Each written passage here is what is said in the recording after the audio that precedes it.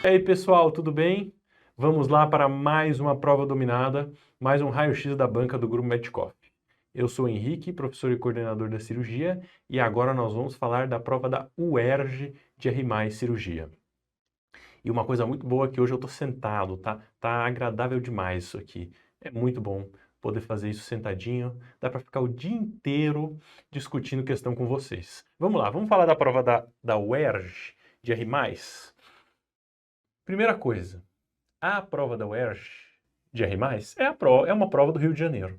E as provas do Rio de Janeiro são maravilhosas, né? Que nem o Rio, cidade maravilhosa, prova muito bem feita, o UERJ, o FRJ, sei lá o que, RJ, sensacional. Você já sabe disso, você já fez as provas antigas, você quer fazer residência no Rio de Janeiro, tem alguma coisa errada aí. Não tem problema, né? A prova é uma prova de dados objetivos e números. Muito decoreba, muito curta, apesar de ter bastante questão, é muito rápida que você faz, tem repetição dos temas e é sopa de questões. Lembra, eu sempre falo sopa de questões porque eles pegam várias questões do banco, jogam para cima e aí cai. E como tem muita questão do mesmo tema, sempre tem o mesmo tema nas provas. Eu vou mostrar isso para vocês, tá? O que a gente vai revisar da cirurgia geral importante nessa reta final, que vai ter mais chance de cair na prova da UERJ? Trauma. Eles gostam de via aérea, queimado, como sempre, toda prova tem trauma. Hérnias, prova de banco de questão, de sopa de questão, adora questão de anatomia e de hernia inguinal. Abdômen agudo, trauma e abdômen agudo sempre tá, né? Sempre aparece. E perioperatório, e eles gostam de ferida operatória e de antibiótico. Temas clássicos. Cirurgia geral, como sempre, né? Isso aqui não muda muito. Agora, vamos ao que interessa. Vamos ver previsões, vamos ver como foi a prova, o que a gente pensa para essa prova desse ano e discutir questões. E também dar risada, né, com bastante piada sobre a prova da UERJ. Isso aqui eu mostrei no raio-x da banca do ano passado e do outro ano. Esse quadradinho para a gente revisar esses conceitos. E caiu 2 ou 3 questões na prova depois, né? E claro, a gente já imaginava que ia cair. Mas quando eu reforço e falo de novo e mostro alguns detalhes e cai na prova, eu tenho que comemorar. E eu tenho que falar, acertei, né? Como sempre, vocês já sabiam também. Mas vamos revisar. Se você não lembra, você precisa lembrar das complicações de pós-operatórios comuns. Pós-operatórios de cirurgias. Tem que lembrar das complicações de ferida operatória. E aí você tem que lembrar, esse quadradinho laranja é o quê? São os fatores de risco para complicações da ferida operatória, de qualquer cirurgia. E quais são as principais complicações? Depois de uma incisão, né? Você vai fazer uma cirurgia, você faz uma incisão. Laparou, toracotomia, qualquer incisão, cirurgia eletiva, mão, qualquer coisa, tem incisão. Pequena, grande. E essa incisão e essa ferida operatória, depois de costurada, pode ter complicações. Fatores de risco comuns são essas. Agora, tem que lembrar do seroma e hematoma, que são muito comuns. Geralmente a secreção linfática com um sanguinho pisado e você não vai fazer nada. Abre um pontinho no máximo. Deiscências foi o que sempre caiu. Sempre cai na prova da UERJ.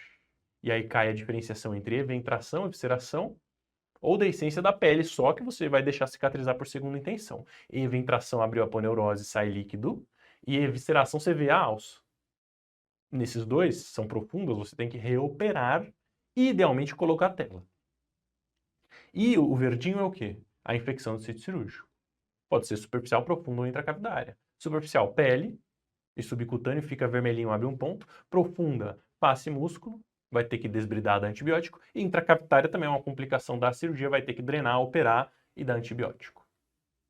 E vamos ver as questões. E aí mostrar e discutir. 2023. Idoso, fator de risco. Cirurgia complexa a 8 dias. Infecção do sítio cirúrgico. Teve infecção do sítio cirúrgico, teve uma complicação. E aí deram clavolin, venoso. Hoje, distendeu o abdômen, saiu grande quantidade de secreção seremático, depois que tossiu. Eventrou. Ao exame físico, deiscência parcial da sutura cutânea, então tem uma deiscência superficial, e exteriorização de alças intestinais. Li a questão, falei do caso para a gente relembrar, mas assim, pós-op exteriorização de alças intestinais, a gente tem que lembrar. Conduta e diagnóstico. Qual é o diagnóstico? Evisceração, conduta lá parou. Tem que reoperar, lavar, olhar se tem alguma doença, um abscesso causando isso, ou se foi só porque ele é idoso e tem outras comorbidades, e discutir, depois do fechamento, colocar uma tela profilática. Aqui a resposta, a gente não discute, não tem grandes problemas, é uma questãozinha da UERJ que a gente tem que matar rapidinho. O que caiu em 2024?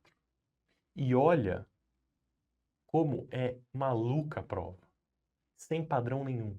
Porque em 2023 caiu um casinho, uma evisceração clássica, beleza, ok, sem críticas, a não ser que seja, a única crítica é um tema batido. Ok, mas é uma questão que o cirurgião tem que saber.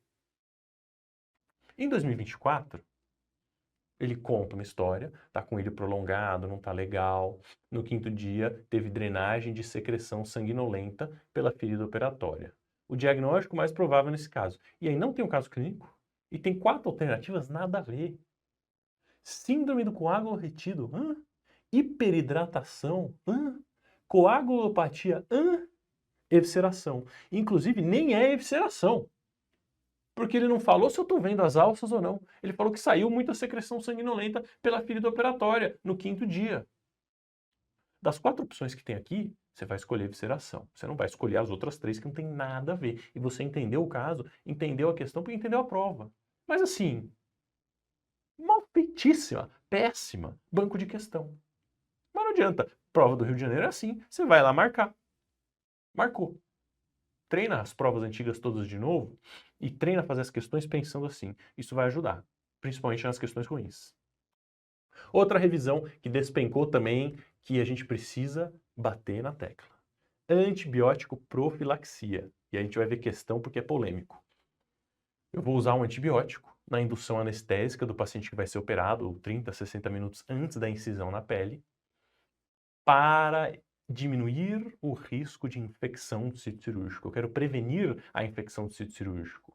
E para isso eu faço antibiótico profilaxia. Porque a cirurgia, a incisão é um trauma, né? Tem translocação bacteriana. Qual antibiótico eu vou fazer? O que tem a relação com a microbiota do órgão manipulado, depende da cirurgia. Viário superior, clavulin, uro, cipro, barriga normal que a gente faz, quefazol, qualquer coisa parecida. Beleza. Detalhes. Se sangrar muito a cirurgia, talvez eu tenha que repicar a dose. Geralmente eu faço uma dose inicial de ataque e deu. Se a cirurgia demora muito, aí eu tenho que também repicar a dose pelo tempo de meia-vida. Ok. E aí vem as questões. E aí eles mesmos se contradizem. Ou seja, é mesmo banco de questão e não tem um padrão, e não tem uma equipe fazendo questão. Se eles quiserem, alguém do Rio aí quiser me provar o contrário, a gente pode discutir. Estou aberto a mudanças, mas a minha impressão inicial, vendo várias e várias provas, é que é uma porcaria. Você pode me convencer ao contrário, vamos conversar, né? Mas assim, porcaria, mas não importa, a gente não está aqui para julgar a prova. A gente gosta de fazer isso. Os alunos fazem isso. Eles vão fazer a prova, você vai fazer a prova da UERJ julgando a prova. Não adianta. Você não tem que querer julgar nada. Você quer acertar o gabarito e ir para casa ter paz. Você quer fazer isso para passar. E eu estou tentando fazer isso com você, você aprende a fazer isso. Cirurgia laparoscópica do ilho biliar de baixo risco e sem intercorrência. É correto afirmar. Jejum pré-operatório de 12 horas. Nem cirurgia complexa. A maioria não existe mais isso, né? Esquece esse jejum prolongado. Antibiótico terapia profilática não é indicada. Cefazolina 2 horas antes. Não. Dieta só depois de 24 horas. Aí você olha e fala assim, peraí, não tem nenhuma certa. Letra A, eu sei que o ERAS e o ACERT, os protocolos perioperatórios atuais, orientam tentar abreviar o máximo possível o jejum pré-operatório. Vamos dar carboidrato, malto, água 2 horas antes da cirurgia. É uma cirurgia muito complexa? Tá bom, diminui um pouquinho o tempo, aumenta um pouquinho o tempo de jejum, mas a letra A está errada. Olha, cirurgia de trato biliar é uma cirurgia potencialmente contaminada. Tem acesso à cavidade abdominal. Os últimos guidelines recomendam sim o uso de antibiótico profilático para cirurgias do trato biliar, seja aberto, seja laparoscópico. A gente sabe que o quefazol ou antibiótico profilático vai ser administrado 30 a 60 minutos antes da primeira incisão, na indução anestésica, tá errado também. A dieta no pós-operatório, ninguém vai esperar 24 horas. A gente vai tentar voltar à dieta precoce, qualquer que seja a cirurgia, a não ser que o paciente tenha alguma contraindicação muito específica, está evoluindo mal. Se não, eu quero voltar à dieta logo. 12 horas, 6 horas, 2 horas, depende da cirurgia. Tá tudo errado. Tô confuso. E agora? E aí a gente tem duas técnicas para fazer essas questões e fazer essa prova. Primeira técnica, pula, esquece, segue o jogo, faz as questões que dá para acertar. Você não precisa tirar 100%, você precisa tirar 80%. Essas aqui deixa para chutar, deixa para errar, garante o ponto enquanto você está bem. Segunda técnica, liga o modo Hadouken e vai na menos errada. Ó, jejum pré-operatório de 12 horas, ninguém nunca é impossível, tá erradíssimo. Se for isso aqui, vai ser recurso. Dieta 24 horas depois, erradíssimo, recurso. Kefazol 2 horas antes? Não, é 30 a 60 minutos antes, erradíssimo. Eu vou marcar a letra B. E o gabarito foi letra B. A gente pediu recurso, tá errado, mas lá no Rio de Janeiro eles não fazem antibiótico. E aí por isso que tem um monte de infecção de sítio cirúrgico, né? Porque literatura mostra que é para fazer. Enfim, não discute, não briga. Ele não quer dar antibiótico? Não precisa. Tá tudo bem. As outras estão absurdamente erradas. Você marca menos errada. E vai para casa. Tranquilo. Né? E aí vem para São Paulo. Tô brincando. Olha isso. Né? Outra questão. Só tem questão polêmica que eu vou mostrar várias. Né? Agora, de acordo com as diretrizes da Sociedade de Infecção Cirúrgica de 2016, uso de antimicrobianos no paciente com apendicite gangrenosa deve ser. E aí você fala, eu não li a diretriz da Sociedade de Infecção Cirúrgica de 2016. Eu também não li. Né? É uma das fontes, inclusive, que já está atrasada há 8 anos, né? Porque a gente está em 2024. E é uma fonte usada lá. Mas assim, apendicite gangrenosa, fase 3. Fase 3 já translocou bactéria, gangrena. Né? Eu vou fazer antibiótico profilático? Não. Mas a resposta foi até 24 horas. E a gente sabe que ou a gente faz antibiótico no momento do diagnóstico da apendicite, e aí é fase 1, fase 2 eu posso suspender, seria até 24 horas. Ou é gangrenosa, perfurada, purulenta, você faz 7 a 10 dias. É 24 horas a gangrenosa pela infecção de cirurgia. Pela sociedade, está escrito lá isso. Então, assim, tá certo. A gente não pode brigar. Né? Ele pediu da diretriz da Sociedade de Infecção Cirúrgica. Devia estar lá nas referências do que eles usam para a prova. Nem adianta brigar. Você que não decorou a Sociedade de Infecção Cirúrgica de 2016. Agora olha isso. 2022. Cirurgia plástica com prótese de mama. É uma cirurgia limpa. Tem prótese, mas é uma cirurgia limpa. Ele mandou dar antibiótico profilático. Ele mandou dar. Ele quer saber o tempo. E qual é o tempo? 30 a 60 minutos antes da incisão. Essa estava tranquila. Um ano depois, ele decidiu falar que não vou dar antibiótico para via biliar. Eu sou cirurgião plástico, eu vou fazer uma cirurgia limpa, mas como eu não confio em mim, eu vou dar antibiótico profilático. Agora, uma cirurgia da via biliar, que é muito mais potencialmente contaminada do que uma cirurgia limpa, eu vou dar antibiótico. Não dá para entender. De um ano para o outro, muda o tempo todo um monte de coisa. Só mais um argumento para mostrar que, prova do Rio de Janeiro, o ERJ é banco de questão. Banco de questão, eu vou escolher a melhor, eu vou buscar as questões que eu sei que eu vou garantir um gabarito primeiro e deixar as malucas para chutar depois. E aí é um conselho pessoal, e se eu for cancelado, a gente apaga essa parte do vídeo, é só uma piada para descontrair, tá? E assim, na verdade, o certo é isso aqui, né? Nem faça essa prova. Tá bom? Não, tô brincando. Vamos seguir mais algumas coisas para a prova da UERJ, prova maravilhosa. Esse tema cai na prova e é um tema que a gente estuda pouco. E aí é legal a gente revisar. Hematoma de reto peritônio, vamos revisar.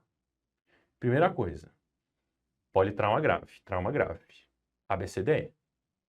Ou você opera na urgência, porque tem FAST positivo, porque tem alguma indicação cirúrgica de abdominal na urgência, e aí você acha o hematoma na cirurgia, ou você fez a tomo e achou o achado de hematoma na tomo. O paciente instável que foi operado, tem um hematoma lá, ou às vezes ele está instável e nem tem FAST positivo, mas tem um hematoma em flanco, tem uma suspeita de trauma abdominal de tronco, e você opera porque deve ter um hematoma de reto peritônio, raro hoje em dia. Mas ok. Então a primeira coisa é instável ou estável. Tem que entender essa diferenciação. Porque o estável vai ver na tomo. O instável eu vou achar na cirurgia. Se tiver estável e fez tomo, depende do achado da tomo. Ai, era uma alteração no reto peritônio na zona 2 e falaram que a zona 2 não é para operar, mas tinha pneumo reto peritônio. Na zona 1, na zona 2, furou alguma coisa, tem que operar. Tem uma lesão renal específica, chama o Afonso, aula de uro. Agora, quando tem um hematoma de reto peritônio, aí você tem que lembrar das zonas e da ordem. Zona 1 central, zona 2 laterais, zona 3 é a pelve. Estou operando meu paciente, porque ele estava instável e tinha indicação cirúrgica, e era um trauma penetrante. Na zona 1 tem que explorar o hematoma. Na zona 2, depende do que você suspeita. Se é um trauma renal, às vezes não precisa fazer nada. Às vezes está sangrando, tem que operar. Se é um trauma colônico ou suspeita de trauma de cólon, tem que fazer manobra de Catelbra, Matox, alguma coisa para olhar o cólon inteiro, porque penetrante não pode deixar um furo de cólon. E ureter, raramente você vai ver, se você achar, tem que operar também. Agora, casos específicos na zona 2, por exemplo, um trauma penetrante de flanco e dorso, você vai para tomo triplo contraste se o paciente está estável. E você vai ver os achados, pode até ser conservador. Agora, a zona 3 penetrante, tem que explorar. Tá? Se o paciente não está sendo operado, às vezes você pode discutir a arteriografia. Agora, o trauma contuso. Zona 1 explora. Zona 2 só se estiver falhando ou expandindo, ou o paciente estiver instabilizando. E zona 3 você trata como trauma de pelve, vai tamponar. Lembrando que trauma contuso. Achou um hematoma, qualquer zona. Na tomo, pode observar. Ah, mas é um hematoma de zona 1 na tomo. Ok, é trauma contuso? É. O paciente está bem? Está ótimo. Vamos observar com muita cautela, fazer um angiotomo e discutir. Na dúvida, explora. Mas não é todo mundo no estável. Tudo bem? Tem que estudar isso aqui porque é confuso e as questões apelam. Mas a gente vai conseguir acertar.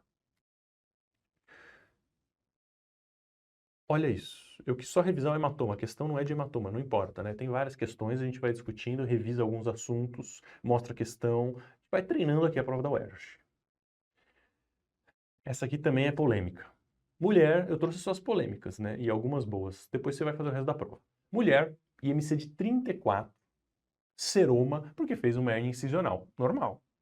Deixaram o dreno, ainda bem. Dreno para tratar o seroma, perfeito. Quando eu vou tirar o dreno? Aproximadamente, números e decoreba, né? Tudo de questão da UERJ. Tá saindo 150 ml de dreno, de seroma, no dreno. Tá saindo 5. O que você tem que pensar para responder essa questão? Você tem que pensar assim, bom, o seroma que está saindo pelo dreno é o seroma que vai ficar coletado no subcutâneo quando eu tirar o dreno. Quanto que o corpo consegue absorver de seroma por dia?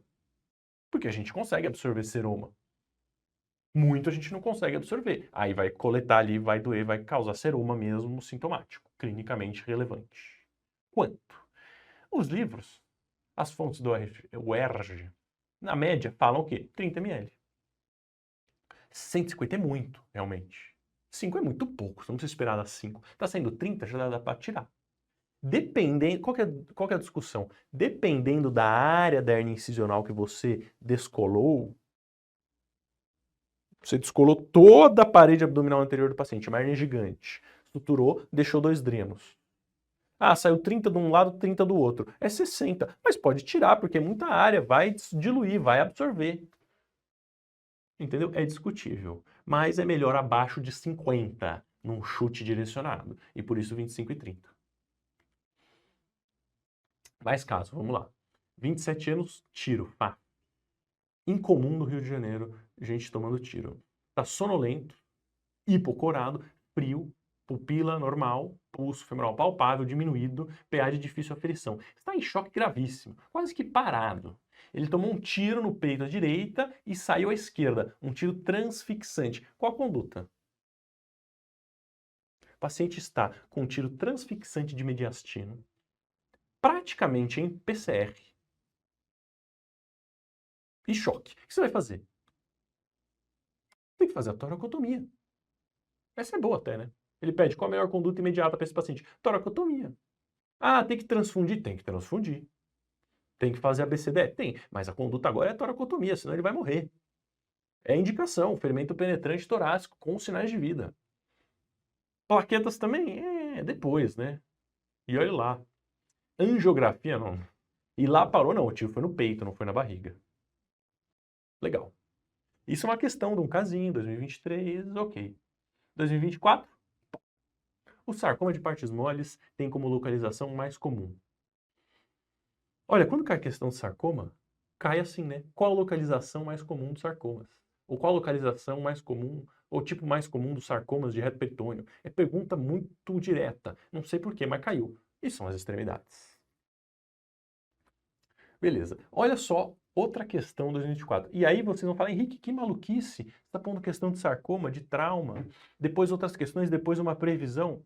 Sim, igual a prova da UERJ. Maluquice. Tô treinando vocês para ela. A prova da UERJ é totalmente sem ordem nenhuma. Tem questão reta, uma linha, tem questão de caso boa, tem questão que não conversa com ninguém. Você tem que se adaptar ao seu ambiente. Vai ser maluquice no dia. Esteja preparado. Tô treinando vocês para isso.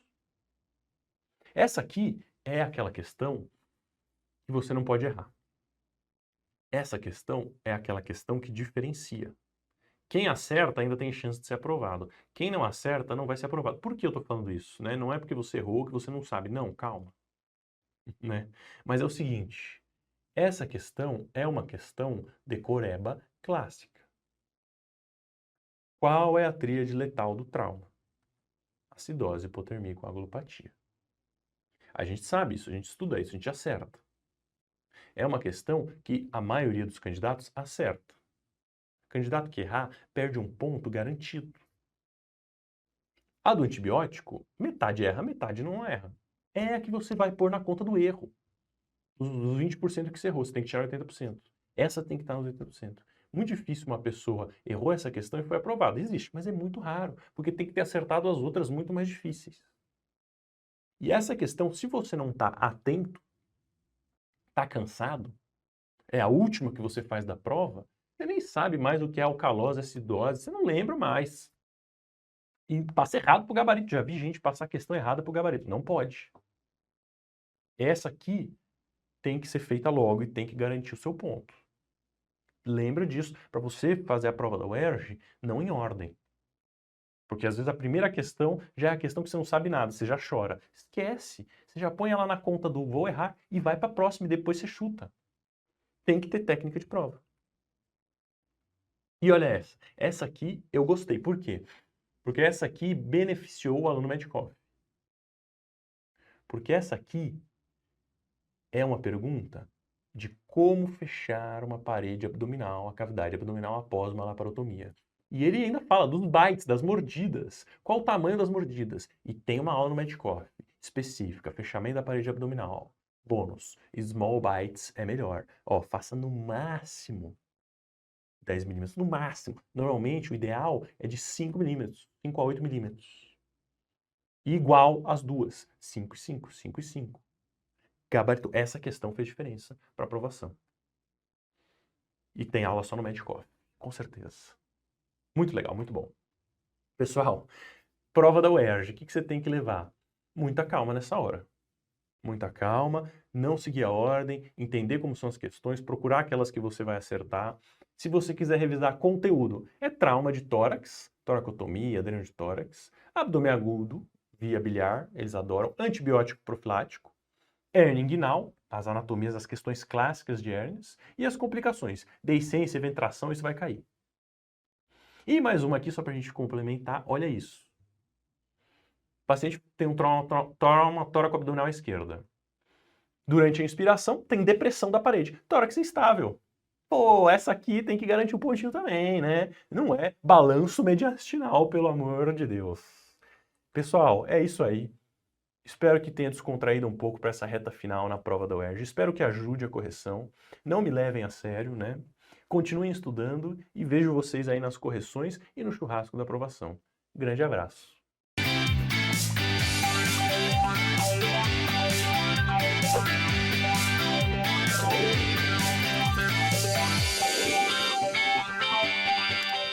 Oi pessoal, eu sou a Thay, sou professora de cirurgia vascular e agora a gente vai fazer o raio-x da banca da UERJ. Então, a prova da UERJ é uma prova que praticamente não cai cirurgia vascular. O que cai de cirurgia vascular lá? Anatomia aplicada para o cirurgião geral e alguns conceitos bem básicos assim de anatomia do trauma, tá? Então, é basicamente isso que a gente vai discutir. Vamos direto para as questões que a gente vai revisando a anatomia de cada caso em particular. Então, primeira questão. Paciente submetido à laparotomia exploradora de emergência por trauma abdominal aberto, a secção cirúrgica provisória da artéria ilíaca comum direita pode ser efetuada para abordar a seguinte estrutura. Então, basicamente, ele está te perguntando de uma maneira contrária para que você usa a transecção da artéria ilíaca comum direita, né? Então, isso é uma coisa que a gente, que é cirurgião vascular, também faz, né?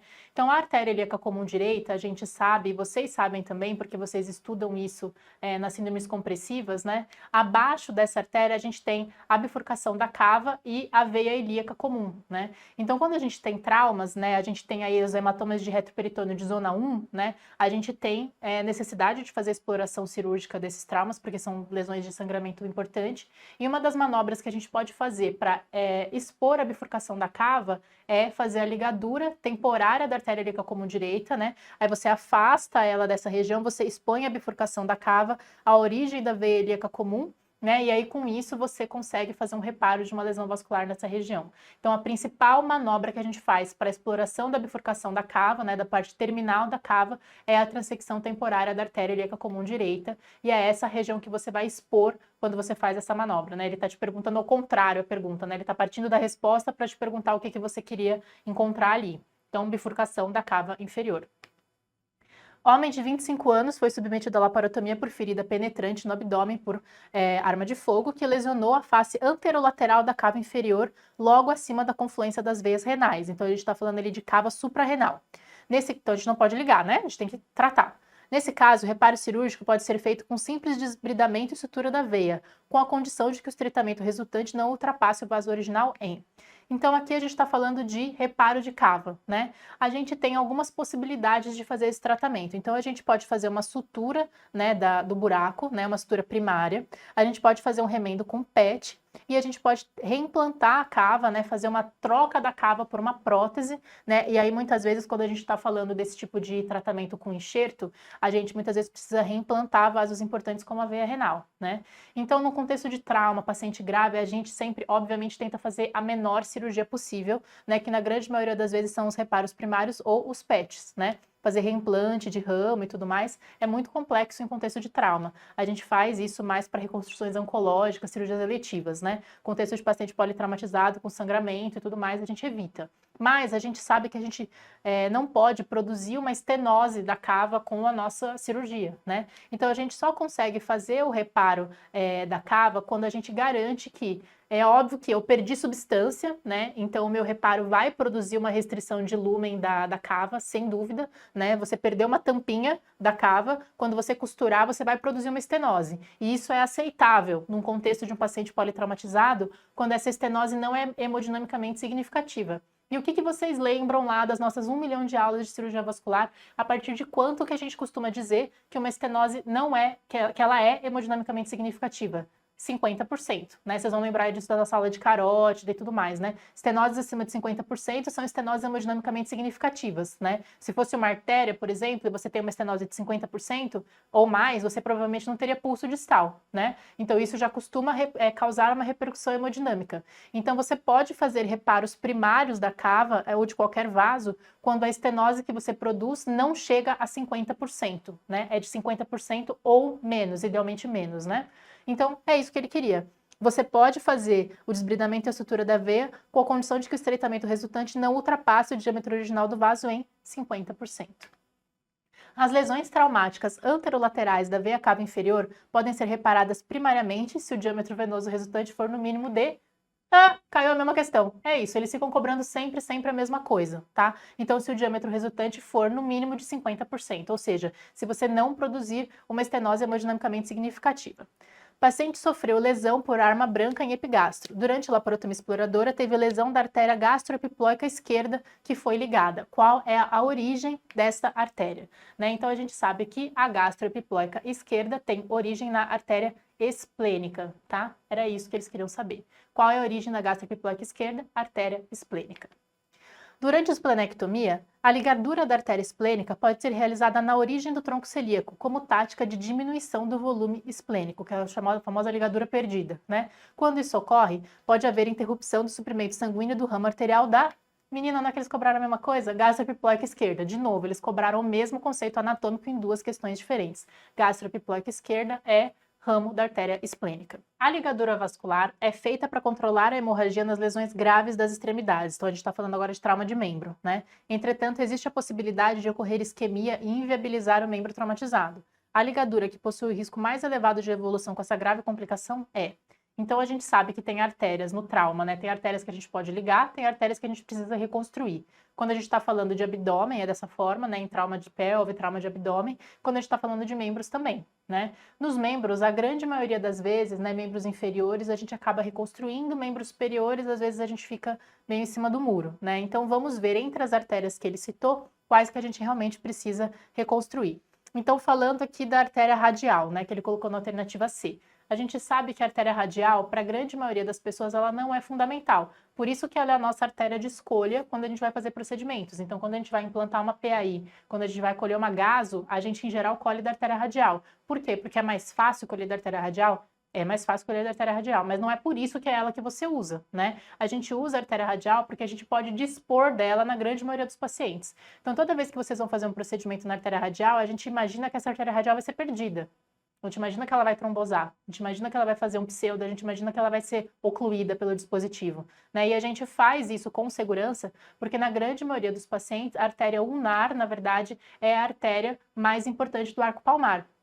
Teoricamente, antes de você fazer todos esses procedimentos, você deveria estar fazendo um teste de Allen, né? O teste de Allen é aquele teste que a gente oclui a radial e a ulnar simultaneamente, abre e fecha a mão e solta só a artéria ulnar para a gente ver se a artéria ulnar é suficiente para reencher todo o arco palmar, né? Quando ela é suficiente para fazer isso, teoricamente você pode fazer o que você quiser na artéria radial, que mesmo que dê tudo errado no seu procedimento, você não vai promover uma isquemia da mão, né? Tem menos chance, pelo menos, de promover uma isquemia da mão. Então, a artéria radial raramente precisa ser reparada, tá?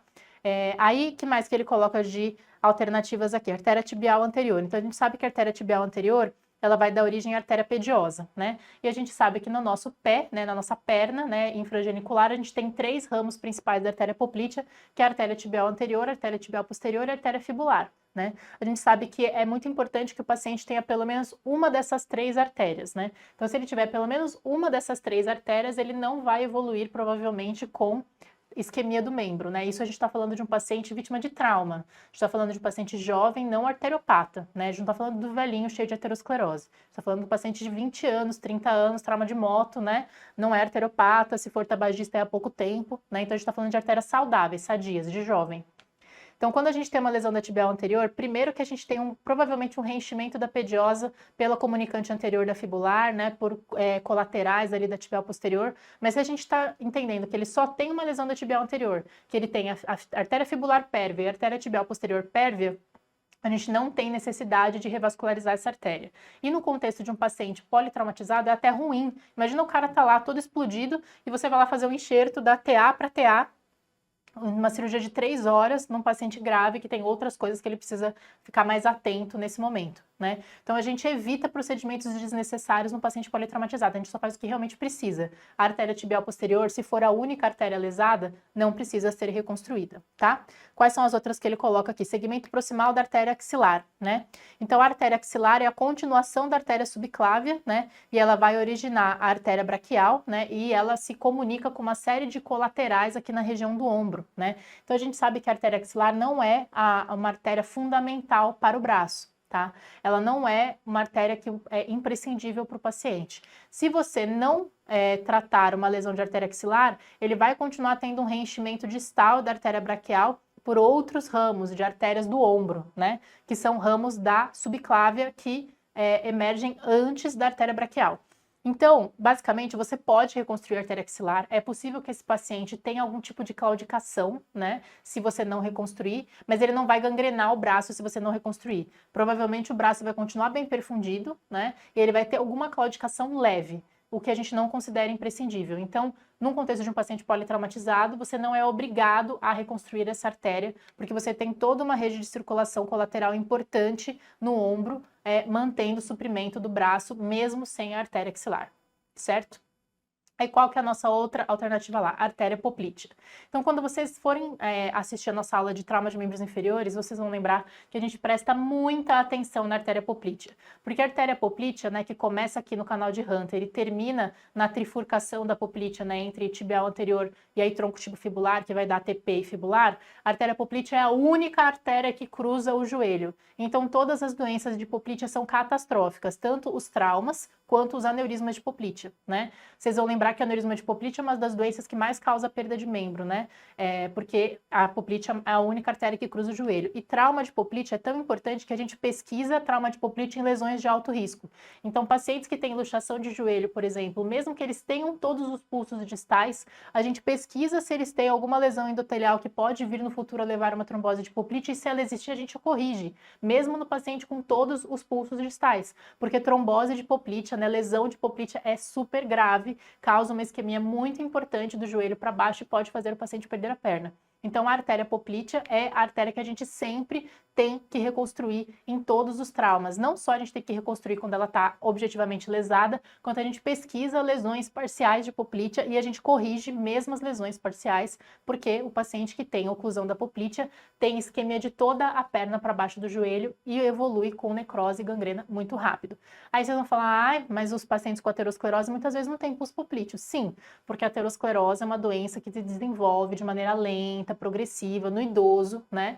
E aí, quando o paciente idoso desenvolve uma oclusão gradual da poplítea, ele tem condições de compensar por colaterais, principalmente apoiadas na artéria femoral profunda. Mas o paciente jovem, lembrando que aqui a gente está falando de trauma, então a gente está falando de paciente de 20 a 30 anos com artérias saudáveis. Esse paciente não tem circulação colateral, então se você tiver uma lesão da poplítea, ele vai isquemiar a perna inteira do joelho para baixo, tá? Então é imprescindível corrigir sempre.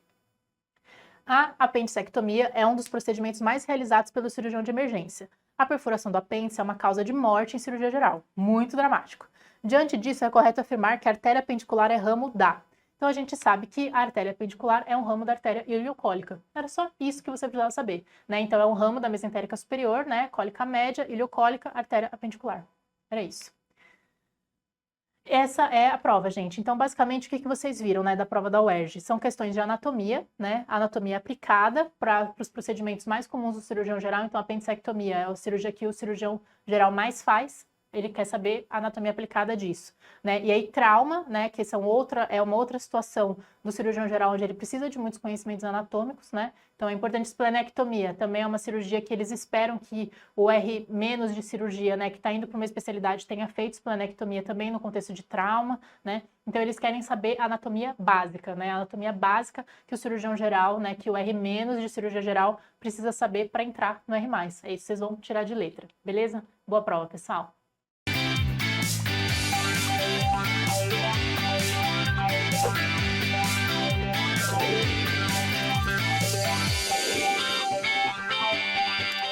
Fala, Medicoffers, tudo bem? Aqui é o Afonso, professor de Urologia. A gente vai para esse nosso raio-x da banca, hoje a gente vai dominar a prova da UERJ.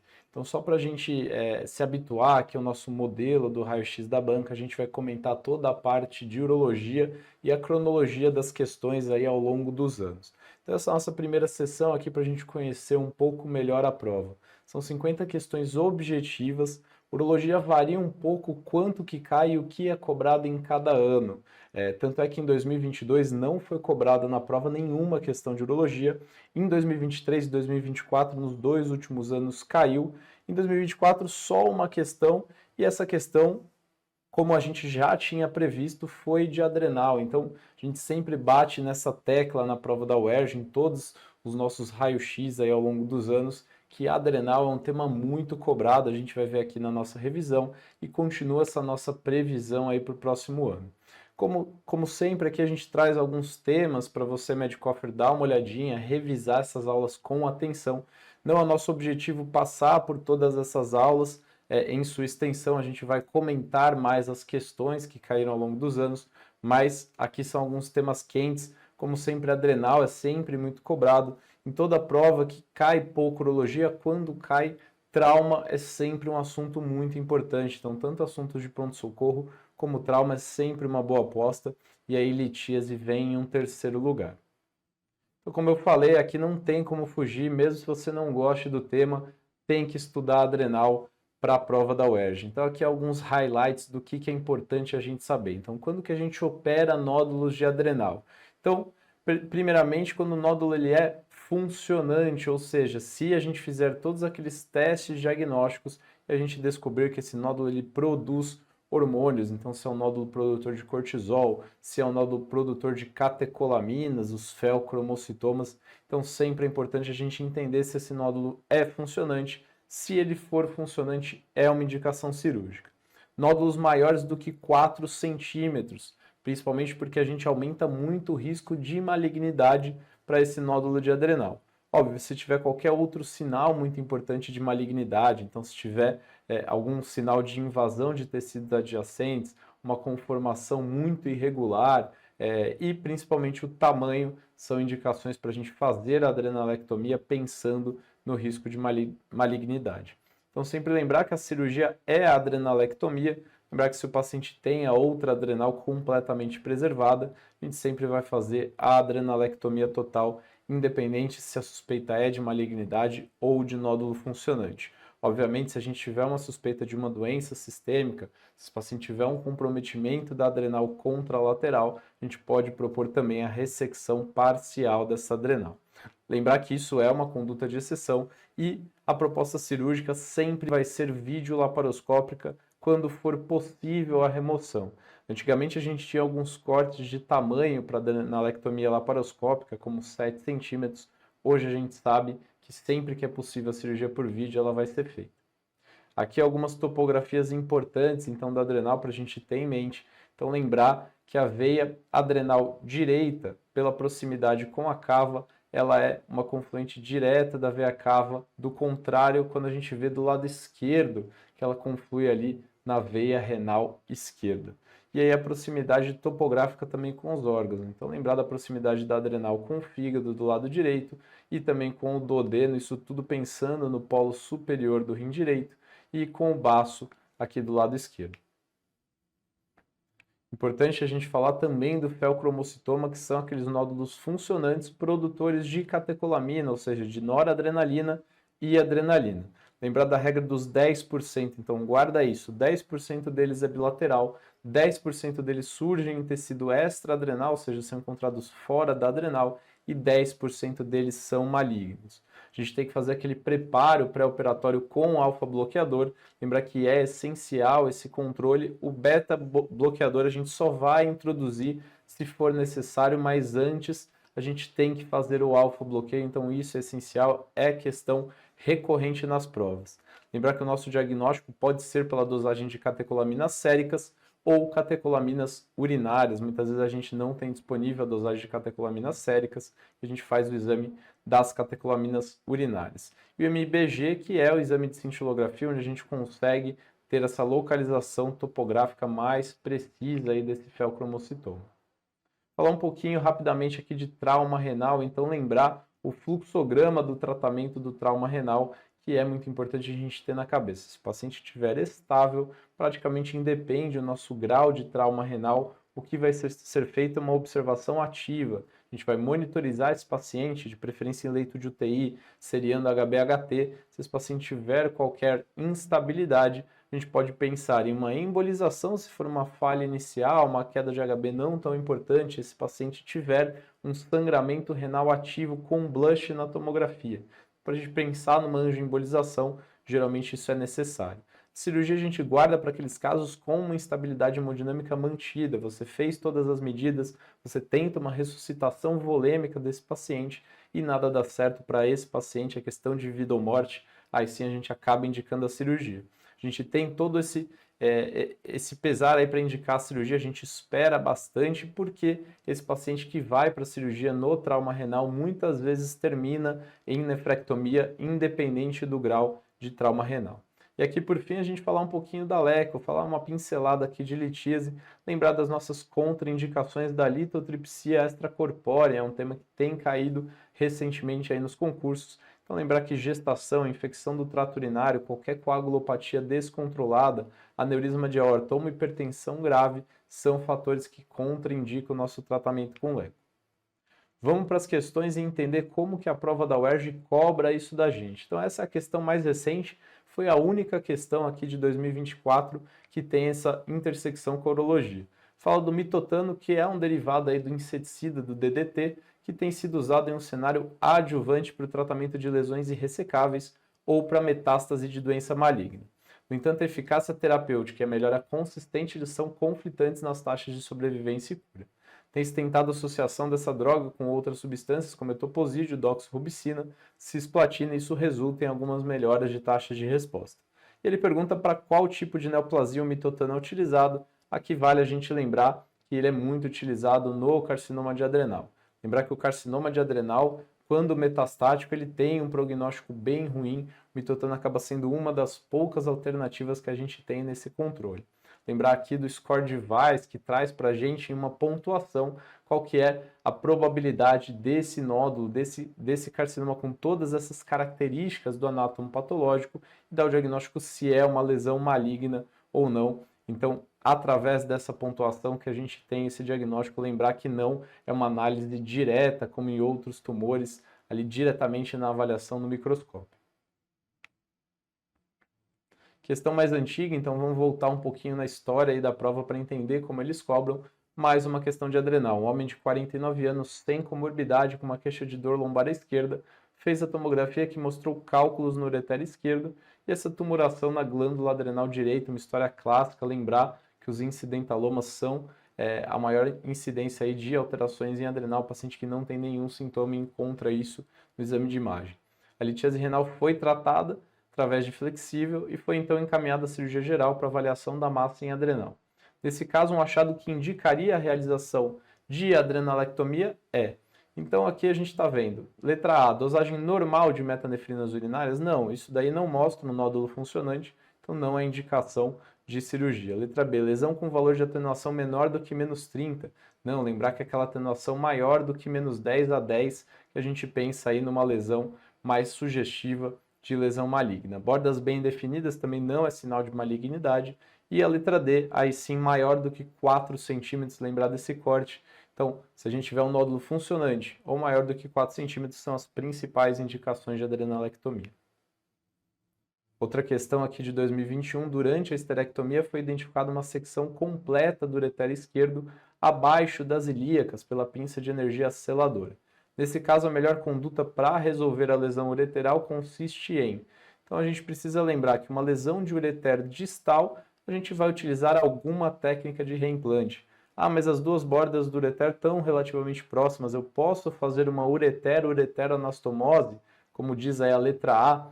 Não, a gente não vai fazer uretero-uretero, porque no ureter distal, isso geralmente traduz em uma tensão na anastomose. Toda tensão na anastomose, isquemia, e o resultado não é bom. Por isso que a gente, para o ureter distal, a gente utiliza técnicas de reimplante.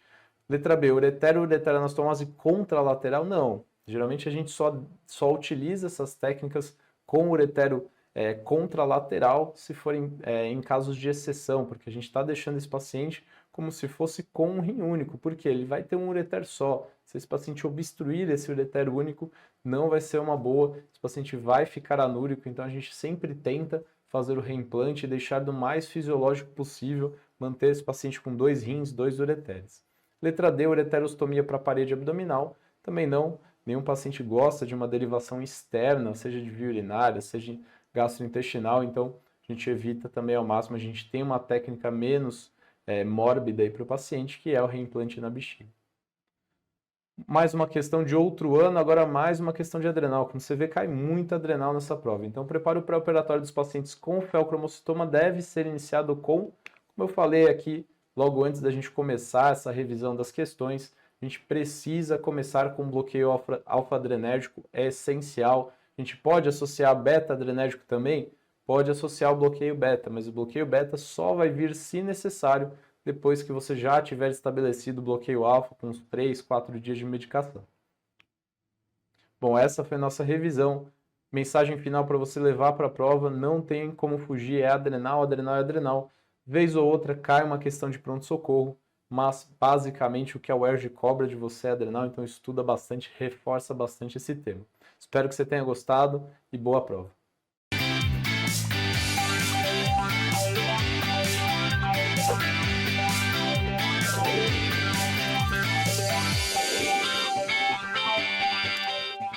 E aí, pessoal, tudo bem? Estamos de volta com mais um Raio-X da Banca, dessa vez com a prova da Universidade Estadual do Rio de Janeiro. Para quem não me conhece, meu nome é Carlos Obregon, sou um dos professores aqui de cirurgia do aparelho digestivo do Grupo Medcoff. Eu sempre deixo aqui meu contato à disposição, sempre que tiver alguma dúvida, pode me procurar, a gente consegue debater e discutir legal as questões. Falando um pouco da prova da UERJ, parecido com a prova da UFRJ, é uma prova de poucas questões, 50, e ela tem um baixo limiar para erros. Elas, por vezes, gostam de cobrar temas específicos, e eles se repetem. Então, lembra da classificação de Johnson para a úlcera péptica, que a UFRJ adora cobrar? A UERJ também, tá? E são enunciados e respostas curtas. É questão que você não vai ficar um tempão lendo.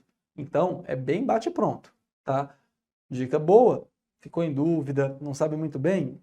Assinala a questão, parte para a próxima e volta para ela depois, tá certo? Para vocês não perderem o andamento da prova.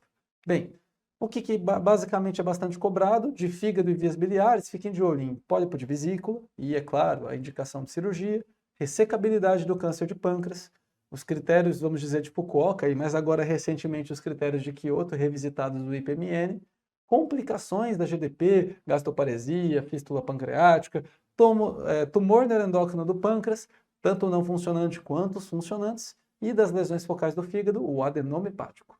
Com relação ao aparelho digestivo alto, revisem GIST, o estadiamento e a conduta, de forma geral, para os tumores, tanto esofágicos quanto gástricos, doença do refluxo gastroesofágico e acalásia, que são condições benignas bastante abordadas, e a classificação de Johnson. Então é isso, gente, é sem tempo, irmão. É você olha a questão, identifica, vê as alternativas e parte para a próxima. Dê uma olhada. O UERJ 2022. O hemoperitônio, causado pela ruptura espontânea de tumor hepático, ocorre na maior frequência em casos de... É isso, gente. Não tem conversa. Você já sabe que é o adenoma, mas só reforçando, lembrar das lesões focais hepáticas, que o hemangioma é mais comum, pequeno e assintomático na maior parte das vezes. Ele, na ultrassom, é hiperecogênico. Na ressonância, na tomografia, quando faz o contraste, vai ter aquela contrastação centrípeta, aquele aspecto globuliforme. Cirurgia é exceção. Aqui só vai recordar o aspecto da imagem da hemangioma. Na hiperplasia nodular focal, é o segundo tumor hepático focal mais comum. Esse é de hepatócito, hemangioma não é. A provável gênese dele está associada a uma arteríola anômala, por isso que ele é hipervascular homogêneo na fase arterial. Por não excretar bile adequadamente, na ressonância, quando a gente faz com contraste hepatoespecífico, ele vai ter um hipersinal, o que o diferencia bem com relação ao adenoma, porque o adenoma ele vai ter geralmente uma queda do sinal na maior parte dos subtipos. A cicatriz central pode estar presente em geralmente 60% das HNFs. E assim como hemangioma, cirurgia é exceção. Mas a gente pode considerar a cirurgia em caso de sintomas importantes ou dúvida diagnóstica. E o adenoma? O adenoma é o menos frequente, mas é o que pode dar ruim, porque ele pode sangrar e pode malignizar. A gente fala dos subtipos moleculares, acho que a UERJ não vai falar a respeito desse tema. Vamos gravar aqui basicamente. Adenoma é homem? Opera. É mulher? Está sintomática? Beleza. Suspende o contraceptivo e reavalia. Tem menos que 5 centímetros? Acompanha. Tem tamanho igual ou maior a 5 centímetros? Observa. É uma lesão de aspecto esteatótico? Tem queda de sinal nas fases com supressão de gordura? Dá para acompanhar, é mais bonzinho. Agora não tem esse aspecto. Onde está localizada a lesão? É uma lesão muito central no fígado, vai ser uma hepatectomia difícil, grande, aberta, alta morbidade. Tá, faça uma biópsia. Se a biópsia for preocupante, você opera. Agora não, está na periferia do fígado, dá para fazer por vídeo, a morbidade vai ser baixa. Você pode fazer a cirurgia ao invés de passar para a biópsia. Com relação à lesão sintomática, no caso o sangramento, isso é muito importante. Sangramento, a conduta na fase aguda é suporte. Você interna, por vezes necessita de UTI, transfunde. Observa, a lesão está realmente com sinais de sangramento ativo, tem aquele blush arterial, você chama a radiologia intervencionista, eles fazem o cateterismo, fazem a embolização e com isso você controla o sangramento. O paciente vai para casa, você espera um tempo da reabsorção desse hematoma, ela já vai sem o contraceptivo, se ela já estivesse usando, e você repete a imagem dentro de 3 a 6 meses e observa. Tem lesão viável ainda? Tem sinais de adenoma persistente, apesar do hematoma ter sido reabsorvido? Se tiver, tem que operar. Beleza, gente? Não tem erro. Resposta letra A, adenoma. Continuando. A adenomiomatose da vesícula biliar se apresenta como uma lesão no fundo vesicular, verdade? Com característica. Vocês assistiram a aula de pólipos de vesícula. A adenomiomatose do ultrassom é que a gente tem mais facilidade de identificar. Ela é uma lesão stécil e tem os chamados microcistos, ou os focos anecoicos. Você vê aqui que ela não é homogênea, tem pontinho pretinho, tem pontinho cinza, tem pontinho branquinho. Tudo isso aqui, ó, ela é uma lesão stécil, você não vê aqui tipo um pedículo, tá bom? Esse aspecto é muito sugestivo da adenomiomatose, lembrando que a adenomiomatose, ela geralmente sequer é acompanhada. Ela é benigna e você consegue categorizá-la bem no ultrassom. Por outro lado, os pólipos de vesícula que a gente não consegue determinar muito bem qual é a causa. Tá lá um pólipo de vesícula, não sei se pode ser uma colesterolose, se pode ser um adenoma, se pode ser alguma outra causa. O que basicamente vai identificar a necessidade de cirurgia? Tamanho. Tem tamanho igual ou maior que 2 centímetros? Isso é até prova contrária, tumor. Você estadia, tomografia e vai para uma colecistectomia radical, com ressecção não regrada do leito hepático, linfadenectomia, congelamento do cístico e tudo o que tem direito. Agora não. Tem entre 1 a 2 centímetros, só colecistectomia por vídeo, conforme habitual, mesmo paciente assintomático. Menor que 1 centímetro, a gente individualiza.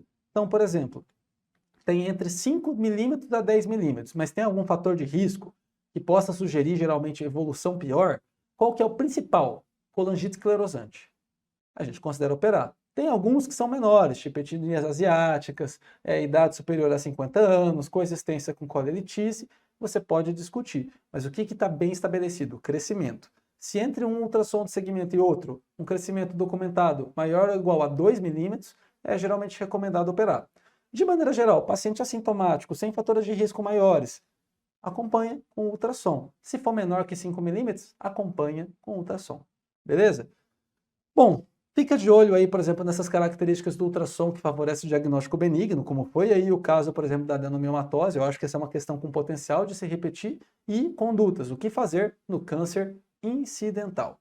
Então, gente, ó, no ultrassom, favorece a colesterolose se são múltiplos pólipos. Pólipos pequenos, menores que 5 milímetros, homogêneos, hiperecogênicos. Isso favorece colesterolose.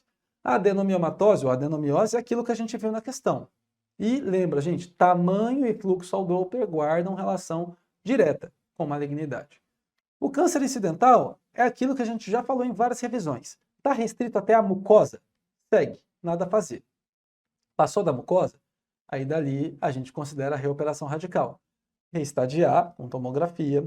A reoperação deve ser feita quanto antes, dentro de 2 a 4 semanas. Você geralmente passa uma ótica primeiro, vê se não tem carcinomatose, se não tem sinais aí de uma doença não passível de ressecção. Você pode fazer o congelamento de linfonodo intercavo aórtico, está tudo liberado.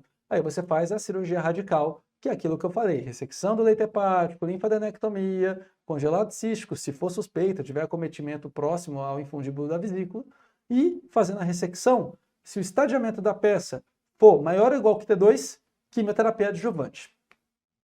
Bom, então é isso, céssio com microcistos é a adenomiomatose. Vamos aqui agora para a próxima, paciente com adenocarcinoma bem diferenciado de reto distal, T1, pela classificação TNM, com lesão até 1,9 centímetros de diâmetro. Gente, isso aqui já falei em algumas outras revisões, mas você quer pegar um critério talvez legal para você considerar uma ressecção local, é um tratamento que promove preservação de órgão, menos morbidade e potencial curativo. É isso. A indicação decisão local. O que vocês têm que gravar? Idealmente, mas bem respaldada, em pacientes com envolvimento menor que 30% da circunferência, com lesão primária menor que 3 centímetros, com localização até 8 centímetros da borda anal, muito alta, acaba sendo, vamos dizer, mais o risco, por exemplo, aí de uma perfuração, por exemplo, durante o procedimento, mas de maneira geral, a reto baixo e médio acaba tendo um respaldo à precisão local. deve ser um T1 sem invasão linfovascular ou perineural e bem ou moderadamente diferenciado. É isso. Isso é um tema legal para vocês gravarem aí de coloproctologia. A UERJ volta e meia gosta de pegar aqui esses temas de ressecção transanal. Continuando. Homem de 54 anos diagnosticado com adenocarcinoma da cabeça do pâncreas. Fez uma tomografia de abdômen pélvico com contraste trifásico que evidenciou uma lesão heterogênea e hipodensa com 4,5 centímetros, grande, e apresentava íntimo contato, ou seja, superfície de contato superior a 180 graus, com a veia mesentérica superior, e determinava a alteração do seu contorno. A alteração de contorno e a superfície de contato maior que 180 graus, até prova em contrário, isso é um borderline. O paciente ainda fez uma ecoendoscopia com biópsia, cujo diagnóstico confirmou a presença de adenocarcinoma. A terapêutica inicial, gente, lembra? Isso aqui é ressecável de princípio? Não é, gente. Tem envolvimento no caso venoso.